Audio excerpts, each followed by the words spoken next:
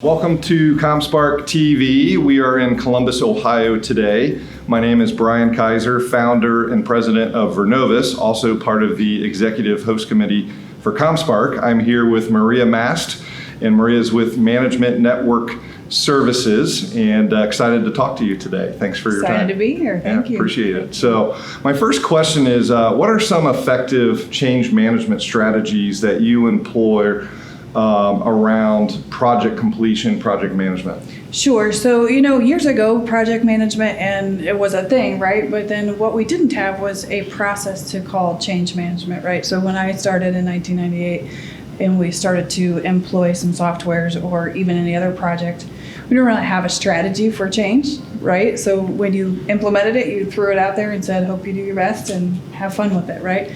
So what we've kind of developed is a way to communicate, and I know that sounds very elementary and fundamental, but we look at the plan, the project plan, and we kind of overlay that with a communication plan so that each step of the way, people are getting the communication that they need to do their jobs, right?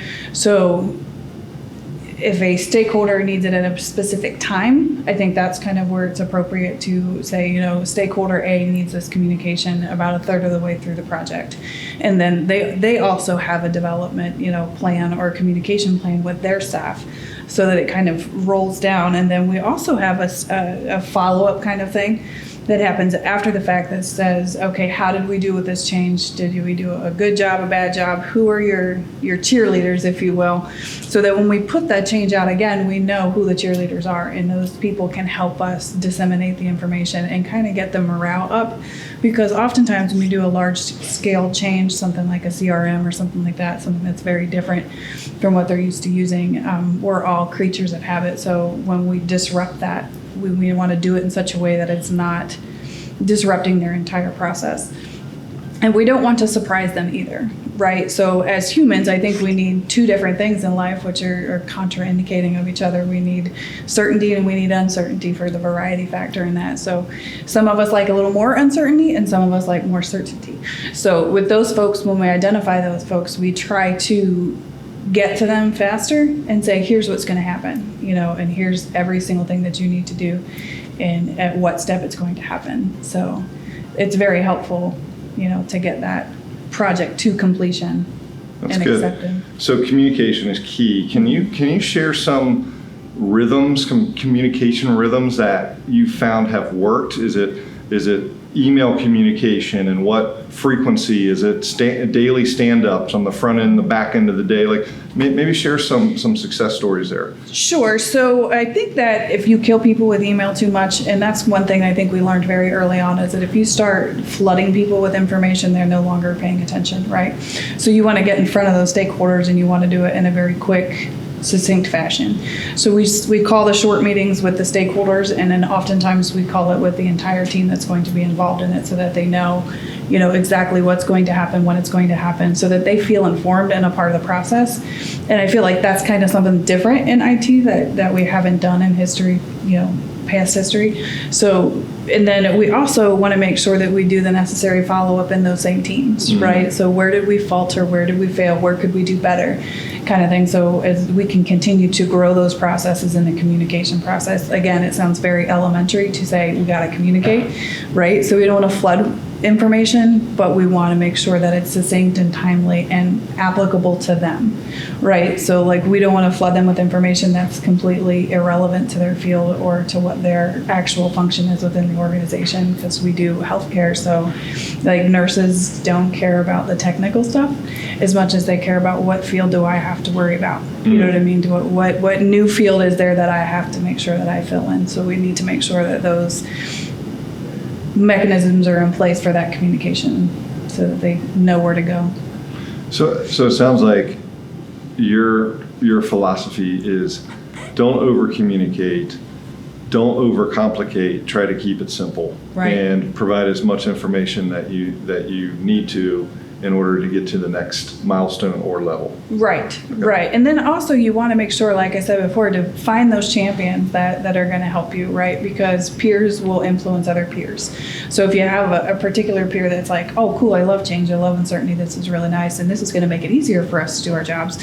But other people are a little bit like, oh, I don't know about that. You know what I mean? Yeah. So you got the people that are a little bit uncertain. So you want to use those champions and those cheerleaders to help you move the process forward, you know, in the future or even during that particular change. That's great. So I'm going to switch gears a little bit here and bring up a bad word, cybersecurity. So what's your company, what are some of the challenges that you guys are seeing in your cyber posture right now? So what I've learned in the last 60, 65 days is because we are a victim of ransomware. We had complete backup, so we were okay, but we also realized that there's a lot of holes in our cybersecurity, and I think that's an up and coming thing in our field, so that you don't want to get caught with your pants down, if you will. Like, you have to make sure that you have these in place so you're not where I was, as being reactive. So I had to learn information very quickly. A lot of our stuff is cloud-based, so we learned that we need a cloud access security provider, so a CASB would be appropriate if you're using that, so we've gotten that in place. And then you also want to look at, we use Microsoft Office 365, and we purchased obviously the lower level because that's budget friendly. So we chose that, but then we also didn't pay attention to the fact that it doesn't come with some of the security, so basically it's allowing any traffic to and fro that you possibly could want. And then our antivirus definitions were out of date, so we want to make sure that those are up to date. And we also purchased some malware bytes on top of the antivirus stuff. And then we also have some sensors that are installed to look at Security Operations Center in-house, so that they can say, hey, something's happening over here, and then we can isolate that situation and make sure that it's addressed and quarantined immediately.